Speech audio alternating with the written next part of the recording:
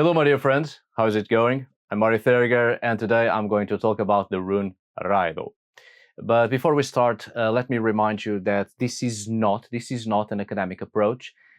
It's been a while since I've done these types of videos and a lot of new people have come into this channel, so I'll repeat what I've said 100 times.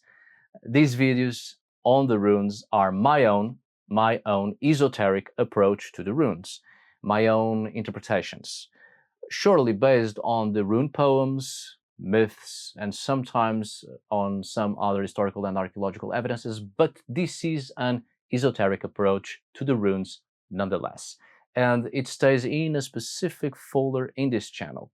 For academic works on the runes, I submit those in another completely different folder, still in this channel. These videos right here, such as this one today on Raido, is to apply the information here expressed on divination methods with the runes, and such divination methods are also something quite recent. We can see the runes perhaps as having their own energy, each rune with their own specific personality, and as such, in divination methods using the runes, we can have a better perception of life and its secrets, and this can serve as auxiliary methods to make our life and the life of others a little bit better, or to minimize as much as possible any harmful consequences, or indeed to make life and this world a little bit more bearable and habitable for us all. So let's get straight to it, my dear friends. Yes, this video right here is a remake.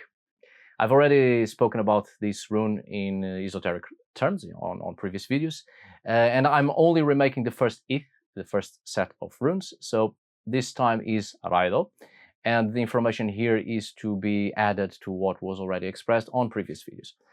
Now, let's move on, if you please. Raido. We are therefore facing a rune of movement, action, acting. Get out of one situation and move on to another. Many times we are dealing with the end of a cycle in our life, the death of the self and rebirth, a new cycle, and it can be quite abrupt, even brutal, and very difficult to deal with. A complete deconstruction of the self, and we start to think about life, about all the actions we were going to take, but fortunately we didn't. But nevertheless, a great chaos arose in our life that forced us to rethink and redo everything. We are now on a new path, a new journey until the next cycle. The past is over, what's done is done, and it's time to move on. Not creating too many expectations for the future, but simply focusing on the present and our new journey. It is a foggy journey, and that is why we really have to think carefully about these new steps that we are taking. This often implies having new daily rituals in order to survive on this new path. In fact, creating a new structure in our life, a new way of thinking, a different perception and new habits, so that we can prepare everything for the new path and to be successful in it. As I said, it's not worth thinking about the past. The past brings depression at this moment. It's not worth thinking about the uncertain future and fantasizing about it, creating expectations, loving an illusion, loving a fantasy we have created in our head. That's in the past, it's done.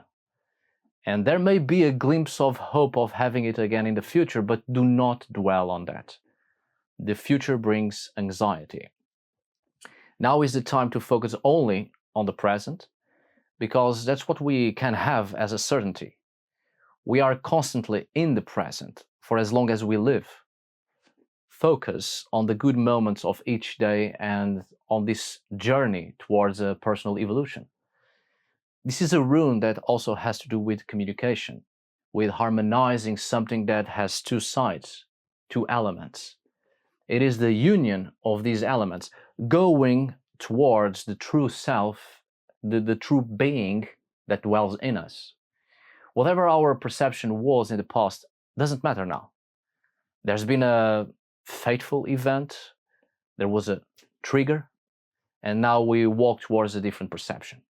It's time to take care of ourselves. For some time, we journey on our own, and that's the way it has to be right now. Time to take care of your mental health. No point in dwelling on your past self. You are not that person anymore. You are becoming a new version of yourself. Whatever chaotic event has triggered this, do not focus on the sorrow, do not focus on the sadness and pain. Certainly, along the way, this new way, focusing on the present, give time to feel your emotions, give yourself permission to say goodbye and properly let go of the past. It is a process of letting go. You are not going to return. The way is forward. It is about rhythm.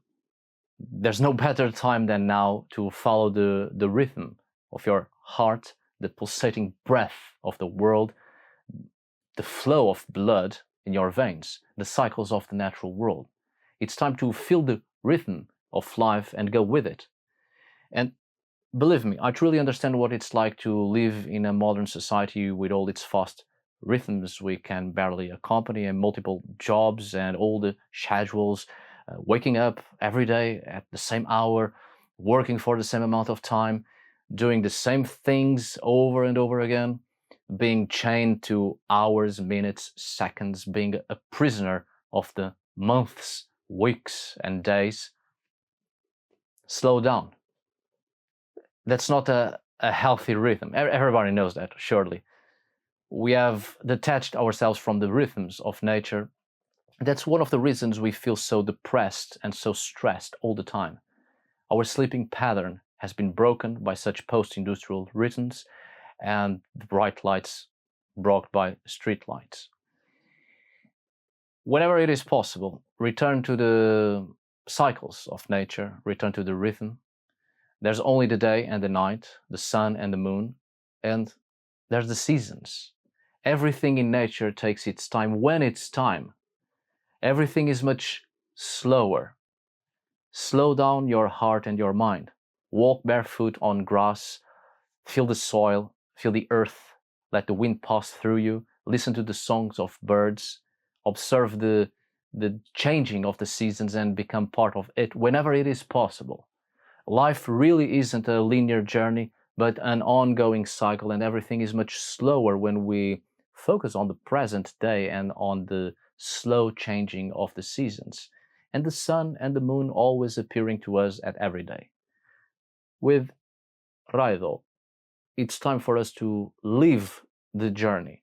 The other runes may give good advice and they may speak of many adventures and many things that were done and even a glimpse into the future, but Raido is the adventure. It is the journey itself. It is living the entire story of the runes until the cycle comes to an end and a new cycle begins.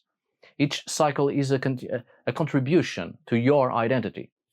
It is a gift, a blessing, because it is a new opportunity to start over or to carry on evolving.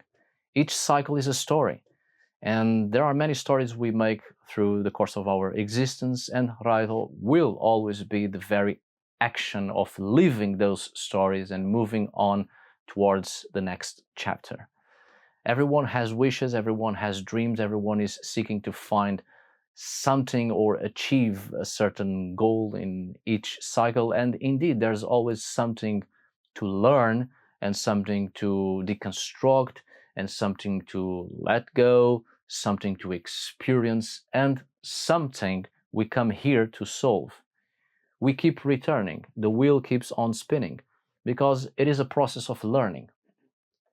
We may obtain a great amount of knowledge, but it is worth nothing if we do not turn it into an action, actually applying it to cause real effects upon the world and life.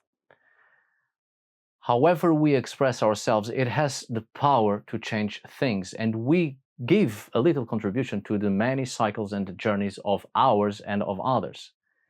We are creating life. We are creating experiences. We keep the wheel turning, the wheel keeps on spinning so that others may also continue to grow and thrive. What has come will come again. So Raido is lived experience. Ultimately, Many experiences in life is an act of letting go. There's too much weight we cannot possibly carry alone. Other people help us carrying weight, others help us to let go of it. But if the journey is to continue, you don't want anything that might drag you down.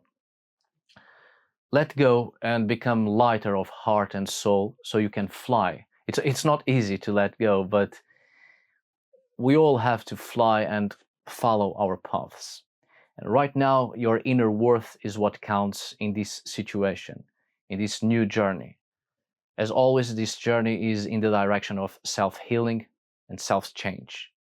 Time to control any excesses in your life. We can meet several people along this new journey, but it will be good for self-evolution to stand apart from other people with the same opinion as ours. The notion of force in numbers does not apply in this situation, as this part of the soul's journey cannot be shared. Right after the chaos that awakened a new cycle, the way forward is ours alone. We can and should socialize, surely, exchange ideas, listen to different perspectives, and some people even join us and give us very good advice, but the journey is ours alone until everything starts to stabilize and all the information starts to come together and create a clearer path. Hence the need to focus on the present at this beginning of the cycle, as everything is preparation. Everything is still falling into pieces until the chaos of the heart, soul, and mind settles down. At this time, many ruptures happen, and a great effort is required to keep your good mood, to remain hopeful, and even to try to see beyond the darkness. Whatever happened, how you react is up to you. Don't stop feeling. As I said before, allow yourself to feel, let emotions flow. Everything that enters must also be allowed to live. All the most painful feelings that come into us must be allowed to come out, and we must let them go. Every day is a step forward until all the chaos starts to settle down and everything starts to make a little bit more sense. It's perfectly understandable to feel stuck in life, to feel like we have to keep on living in the same loop as if there's nothing else except what has been imposed or forced on you.